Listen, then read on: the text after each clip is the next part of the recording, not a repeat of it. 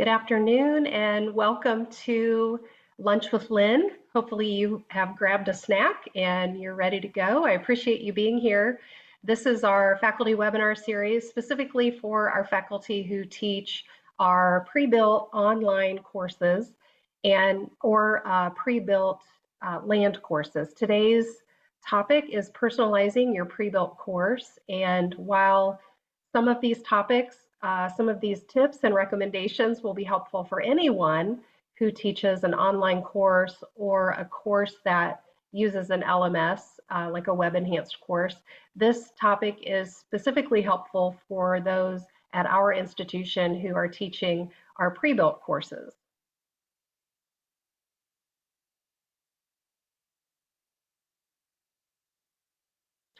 So I want to start today by sharing just some background information. I'm going to share about the community of inquiry, which is a theoretical framework, and these three domains of student engagement.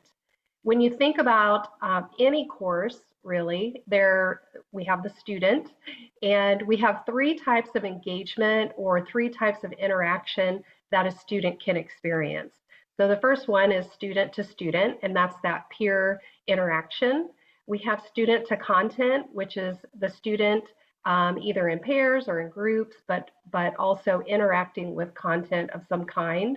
And then we have the domain of student to teacher interaction or student to teacher engagement. And that's where you come in. And that's what we're going to focus on today.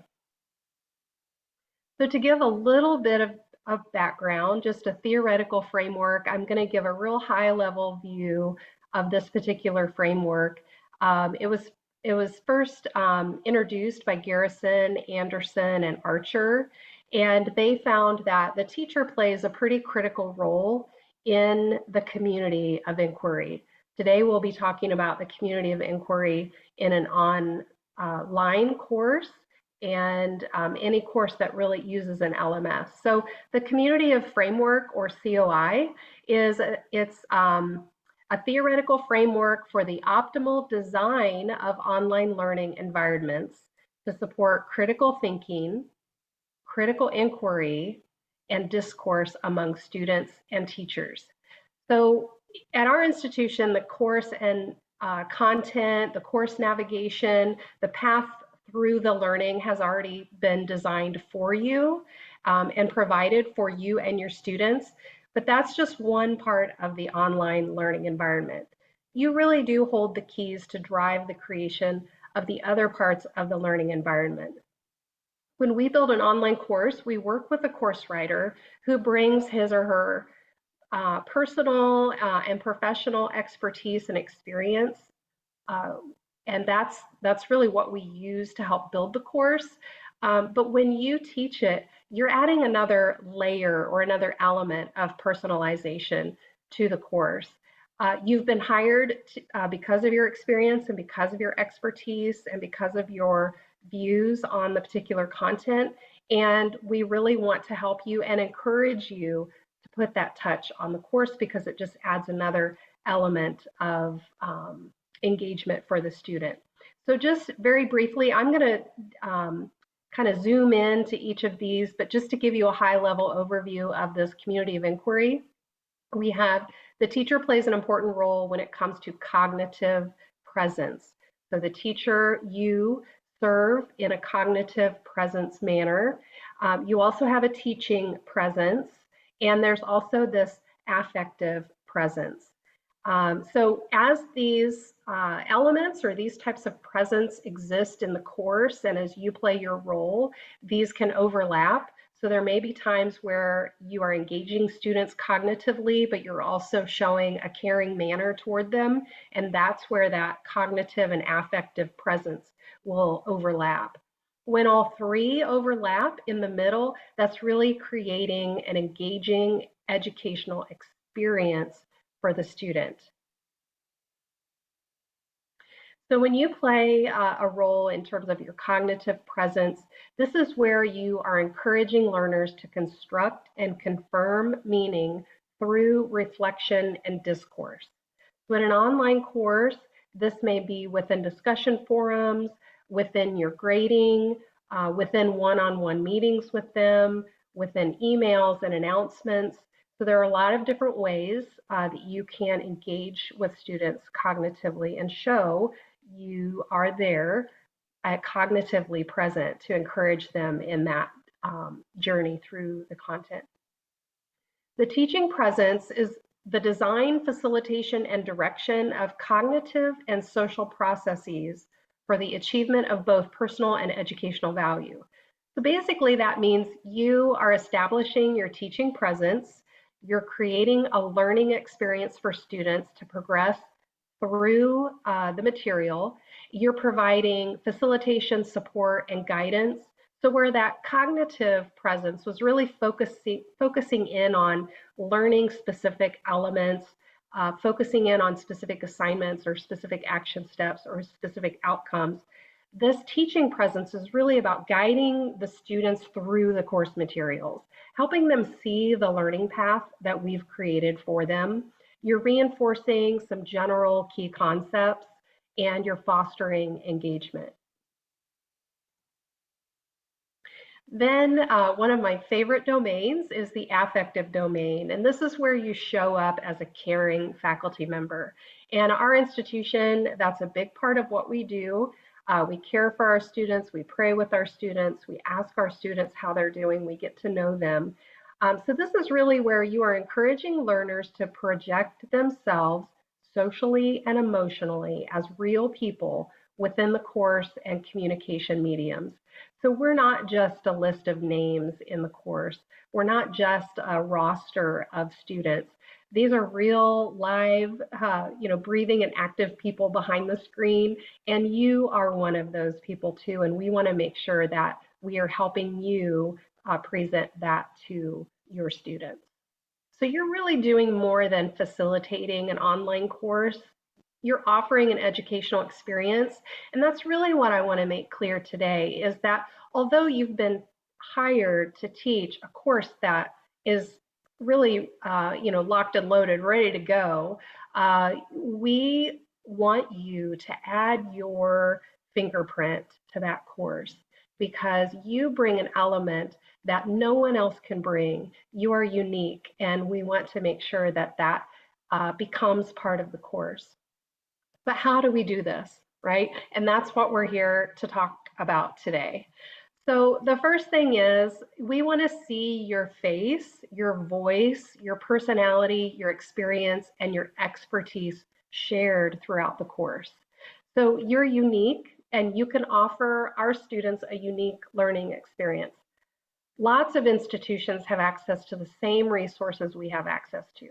They have the same textbook options. They have the same PowerPoints. They have, the same types of assignments and learning outcomes based on what the course is designed to do. But you are the unique part. You're the part that we can't duplicate anywhere else. And this is your invitation to start personalizing your online course instead of just seeing yourself as a hired facilitator.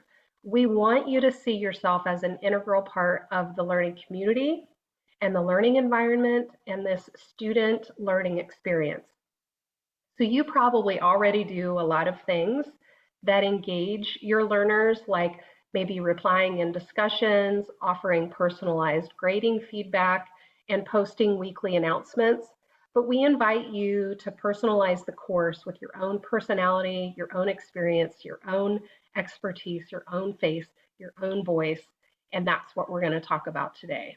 So I'm going to give you a real kind of a fast and furious tips and recommendations for ways that you can be present with your students. And all of these that I give today offer opportunities for you to hit each of these domains of presence. So some will focus more on cognitive, some will focus more on teaching, some will focus more on affective, but together, doing all of these things helps you really fill that theoretical framework and hit all of those domains. So there are, like I said, you probably do some things in discussions and within your grading feedback to engage students. We're going to talk specifically today about what you can do in announcements. The announcements area is really your place where you can really add to the course, show your face, let your voice and your personality be seen. So the first tip I have for you today is a mini lecture video. And it doesn't have to be long and it doesn't have to be perfect. It's just you using Canvas Studio or recording on your phone and putting it into Canvas Studio. It's just really your opportunity to allow your students to see your face and hear your voice. They want to know that you are more than just a name on the other side, that you're there to do more than just grade their work when they turn it in. So this is your opportunity to share your experience, your expertise, even your story. Share with students who you are. Maybe you show pictures of your dog, or you have your dog, you show your dog for a moment. You tell about your family, you tell about your work experience, and what you've been doing in the field that make your story unique. You can even take time to talk about commonly asked questions. If you've taught a course, particular content over a period of time, you know what the sticking points are for the students. Typically, you know what kinds of questions they're going to be asking themselves that they might not ask you, directly. And this is your chance to kind of answer some of those questions and take care of some of those FAQs. It's also a great time to talk about tough concepts. So each of our courses probably has some concepts that are tougher than the others. There might be a period in the course where students are going to kind of start to struggle. And this is really your opportunity to be proactive in offering them your voice and your expertise and your experience and helping illuminate the concepts and give them real world examples so that they can start to make connections to their own life examples. The wrap-up video and or the intro video. So this might be one and the same. Each week, at the end of the week, you might offer a wrap-up. What you could point out what you saw that students did well. You can start to make a bridge between what students have been learning and doing and what is to come the next week. You might have a separate wrap-up video and a separate intro video. But again, this is your face, your voice, your experience. You're giving helpful tips and encouragement that can help with that affective domain of presence.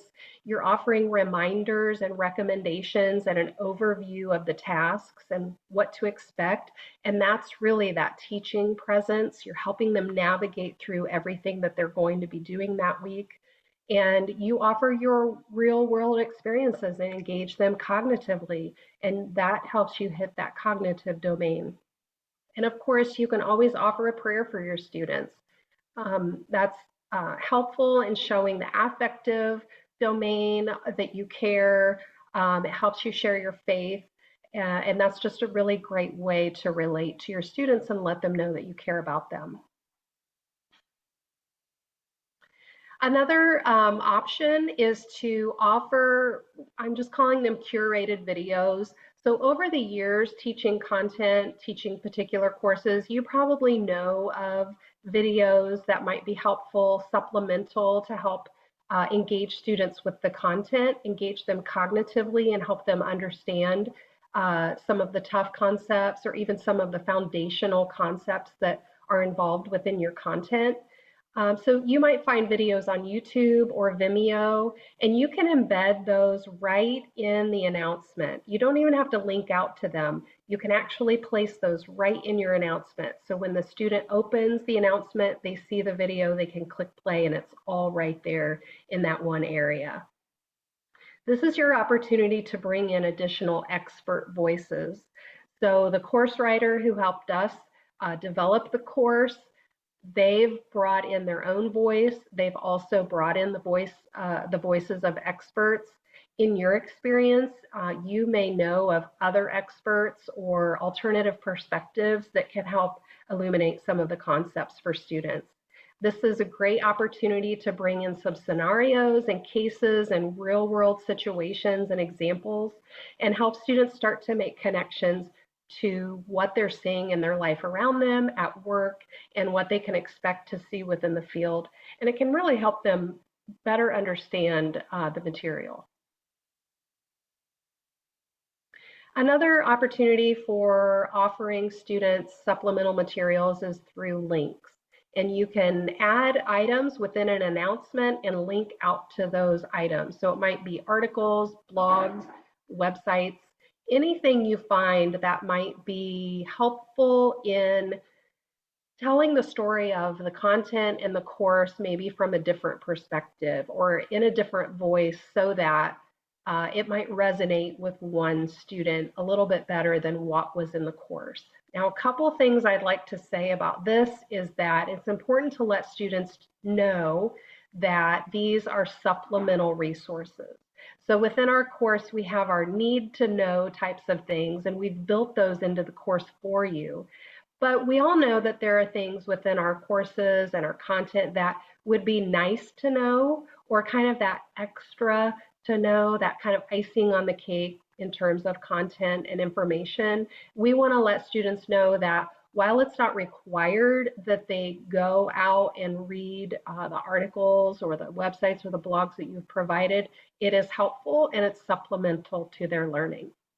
I also recommend, and this goes with anytime you embed a video or even a video of yourself or a video that you've found out on Vimeo or YouTube, is that you add some context to it in the announcement. So you have your video and then you might have an introduction, ask them to watch the video and then have something after. So you're kind of wrapping this link, this video, this explanation that you've provided within a framework of where does this fit, what does it relate specifically to, and that will help students kind of know where and why you're adding this information.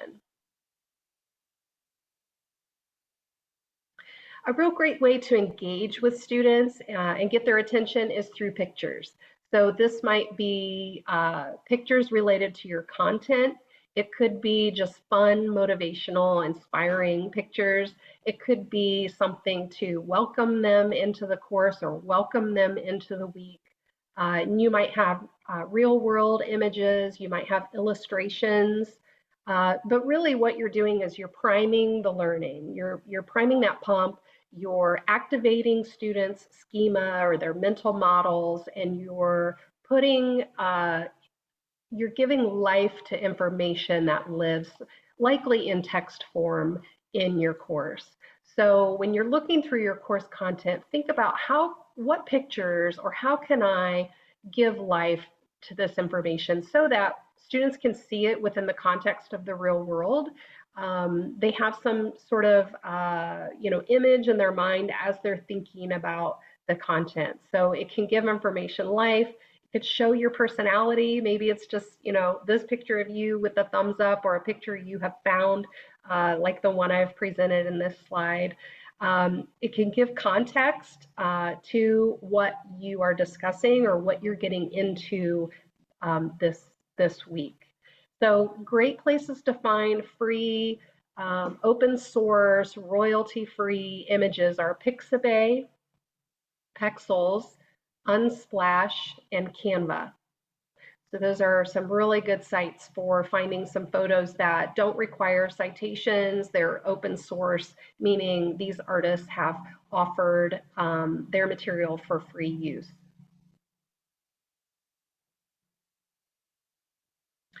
Infographics.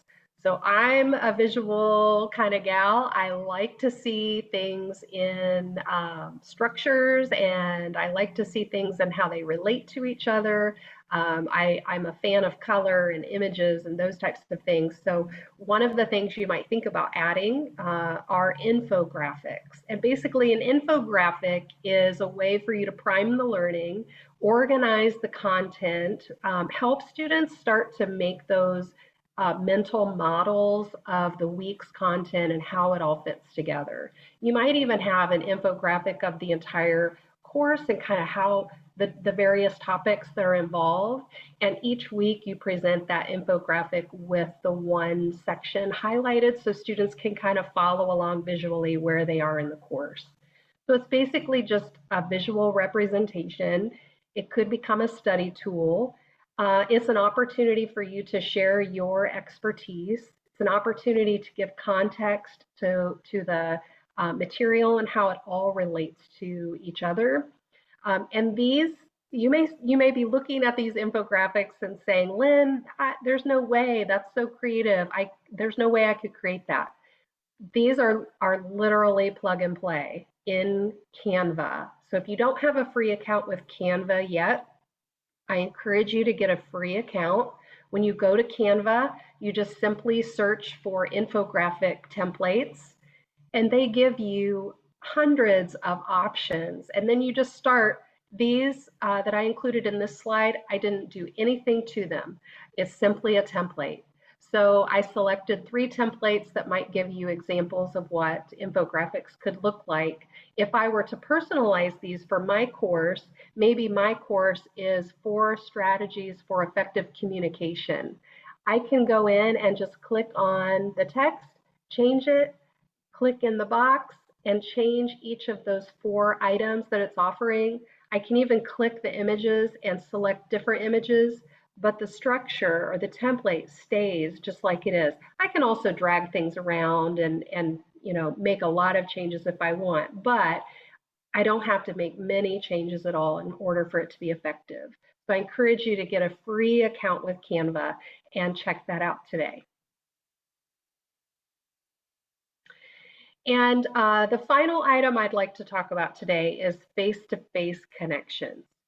I do want to start by saying we don't require our students to meet with us synchronously online. We never require that within our institution. In fact, that's one of the basic frameworks or concepts within our online learning. It can all be done asynchronously. But that doesn't mean you can't offer optional synchronous meetings. There may be times where you want to do that, offer that with a particular student who might be struggling. They might be struggling personally, they might be struggling with particular concepts, they might be struggling with a project that they're working on. It's always a good idea to offer a Zoom session, a one-on-one with you. They might not take you up on that, but at least they know that you care enough to offer that, and that does speak volumes. We don't require you to have virtual office hours, but that doesn't mean you can't offer them. Maybe once a week, you say on Wednesdays from 2 to 3, I'm sitting at my computer anyway, I'm available. Here's my virtual office link through Zoom. Just click the link and join me if you'd like. And that's your opportunity to sit and engage in discussions while you're waiting, perhaps to see if students might show up. Again, we don't make that mandatory, but it could be optional for you to offer.